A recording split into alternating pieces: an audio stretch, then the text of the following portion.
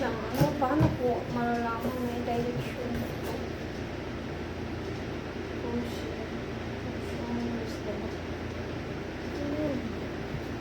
So, lalagyan yata ito ng ano, lalagyan ba ng tubig? Hindi ay magtanong muna ako doon sa kaibigan ko na ano.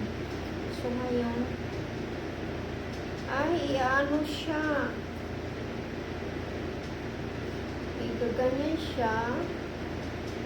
Tapos, may ano, may piece.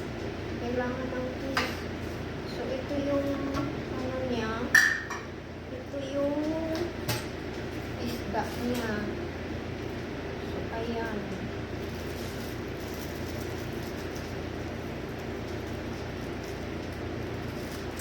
Yung isda niya, guys.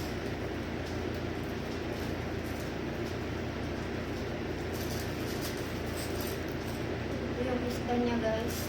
Lumalangoy yan dyan, guys. Lumalangoy siya. Pero, hindi ko alam kung paano ba ilalagay.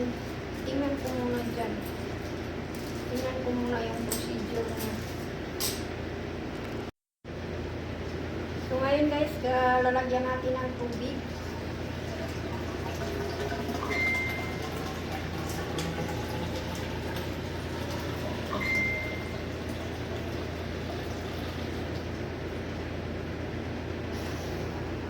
Ng konting liquid soap. So, ngayon nilalagay natin yung ating isda.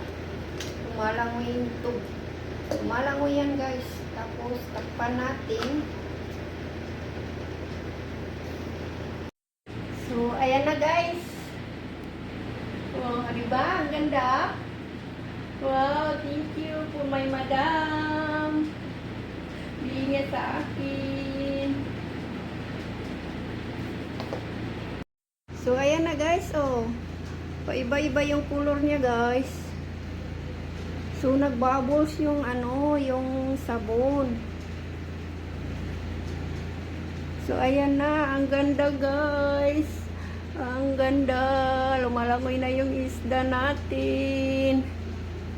Ayan, ay, thank you for my madam na supportive. Very supportive ang aking madam sa aking pagbablog. So, ayan, guys.